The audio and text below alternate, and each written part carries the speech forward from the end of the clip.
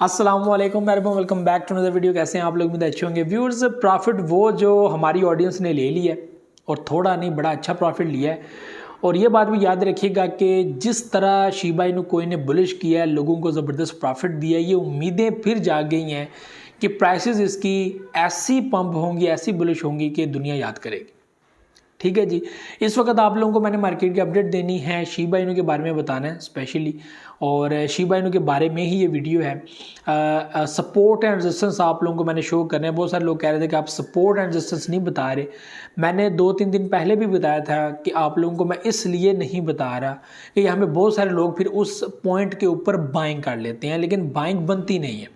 आपको साथ ये भी मैं बताता हूँ कि ये बहुत ही नॉर्मल सपोर्ट लेवल है जिसको ब्रेक किया जा सकता है। और इस वक्त और साथ मैंने जो आपको चीज़ें बताई थी वो ये थी कि मार्केट बहुत ज़्यादा ओवरबॉट है, और जब मार्केट बहुत ज़्यादा ओवरबॉट होती है तो वो फिर ओवर सेल भी होती है, यानी कि यहाँ पर जो फिर सपोर्ट लेवल हैं उनकी अहमियत नहीं होती, उनको ब्रेक करना बहुत आसान होता है।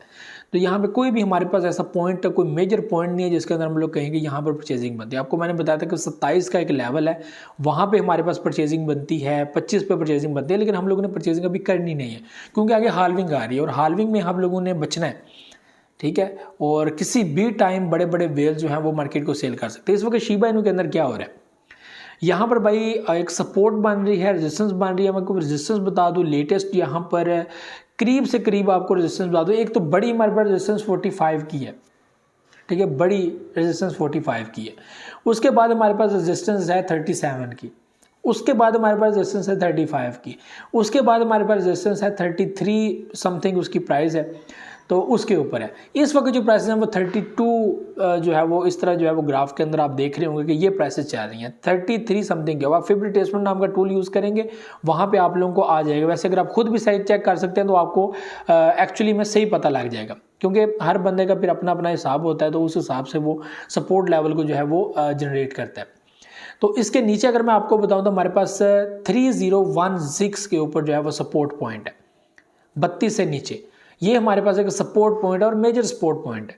और यहाँ पर ये भी मैं आपको बता दूं कि जो हमारे पास जो एक लाइन है, जो ट्रेंड लाइन है, वो ब्रेक करके सेलिंग प्रेशर की तरफ बढ़ चुकी है, और यहाँ पे जो ट्रेंड है वो तब्दील हो रहा है डाउन के अंदर।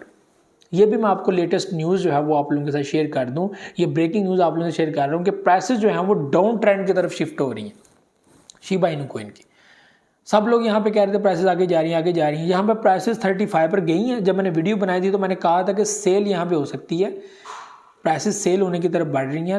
मे भी जो है बड़े बड़े वेल्स इसको सेल करें, बर्निंग हो रही है, वो प्रेशर बन रहा है, सारा कुछ होगा क्योंकि बहुत ओवरबॉट मार्केट है, मार्केट ने नीचे जाने जाना है। उसी टाइम के अंदर या उससे थोड़ी देर बाद जो प्राइसेस बुलिश कर गई और वो 35 समथिंग पे गई, और लोगों ने कहा कि यार ये देखो ये तो बुलिश कर गई, आप कह रहे हो सेल होगा, ये होगा, वो होगा। बहरहाल जी वहाँ पर गई और वहाँ से प्राइस जो है फिर डंप हुई 33 से थोड़ा सा आप गई, फिर डाउन है, अभी थी 33 की, 32 के अंदर जो है वो ट्रेड कर रही है और बिल्कुल अपने सपोर्ट पॉइंट के करीब है। तो यहाँ पर ये जज करना कि अब मार्केट ऊपर देखें जा भी सकती है, ये ऐसी बात नहीं है। हम 100% एक्यूरेट नहीं होते, हमने भी मार्केट को देख के हिसाब लगाना होता है और आपको बताना होता है। तो हमारी बात गलत भी साबित हो सकती है, ऐसी कोई बड़ी बात नहीं है। ठीक है, आपकी बात भी सही साबित हो सकती है, या फिर मार्केट में कुछ ऐसा भी हो सकता है ना आपकी बात ठीक हो ना मेरी हो और कुछ और ही हो जाए। और वो है कि मार्केट में से वो आप बुलिश देख रहे हैं ना, तो ये ना आपने सोचा ना मैंने सोचा था, और ये डिफरेंट ही हो गया। बिटकॉइन 72,000 को टच कर गया, किसको पता था? किसी को नहीं पता था, बड़े बड़े एक्सपर्ट को भी नहीं पता था कि ऐसा हो सकता है, और ऐसा हुआ कि 72,000 को मार्केट टच कर गई। तो इस वक्त जो है 32 के ऊपर मार्केट चल रही है। 3010 के ऊपर जो है वो यहाँ पर हमारे पास सपोर्ट पॉइंट है। USD के अंदर मैं आप लोगों के साथ शेयर कर रहा हूँ, फिर से रिपीट कर दूँ, 0.000030। ठीक है जी, ये हमारे पास सपोर्ट पॉइंट है। इसके नीचे अगर हम लोग चले जाएं तो 27 के ऊपर बनती है, उसके नीचे हम लोग चले जाएं 25 के ऊपर बनती है। ये डिफरेंट टाइम फ्रेम के हिसाब से भी होती है। ठीक है, मैं आपको 1 आवर के हिसाब से बता रहा हूँ, 4 आवर के हिसाब से भी बता रहा हूँ, 1 डे के हिसाब से जो है वो भी मैं बता रहा हूँ। साथ जो है वो जो कैंडल जिस टाइम फ्रेम के हिसाब देखें उसमें आप लोगों को डिफरेंट जो है वो आप लोगों को सपोर्ट एंड रेजिस्टेंस पॉइंट मिलेंगे, कभी भी सेम नहीं मिलेंगे। तो ये चीज़ आप लोगों ने याद रखनी है।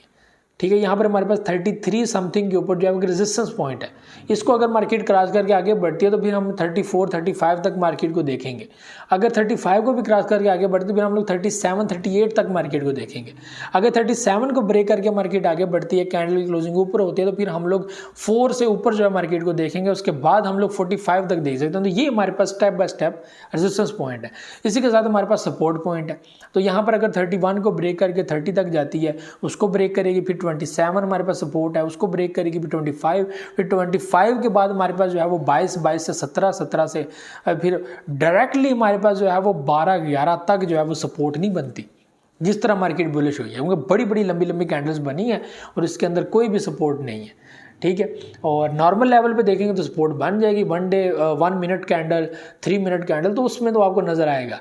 लेकिन अगर 1 आवर पे जाएंगे, क्योंकि वो हम लोगों को ट्रेंड बताता है, 4 आवर हमें ट्रेंड बताता है और 1 डे हम लोगों को ट्रेंड बताता है, ठीक है। तो हमें उस चीज़ से आइडिया लेना चाहिए कि जो 1 मिनट की जो कैंडल है, 3 मिनट कैंडल, वो किस डायरेक्शन में जा सकती है और क्या हो सकता है। इस वक्त साइड वेव ही बनती हुई नज़र आ रही है। अगर हम लोग मिनट्स में जाए, अब ओवर आवर्स में जाए, तो हम लोगों को मार्केट में एक डाउन ट्रेंड बनता हुआ नजर आ रहा है। मुझे इस वक्त शिबा इन कॉइन के अंदर डाउन ट्रेंड बनता हुआ नजर आ रहा है। बाकी भाई पूरी उम्मीद हुए हैं, लोगों ने अच्छा प्रॉफिट जनरेट किया और लोगों को उम्मीदें लग गई हैं कि 2024 में कुछ ऐसा हो सकता है क्रिप्टो के अंदर जो इससे पहले नहीं हुआ, क्योंकि हाल्विंग पीरियड से पहले ही बहुत कुछ हो चुका है।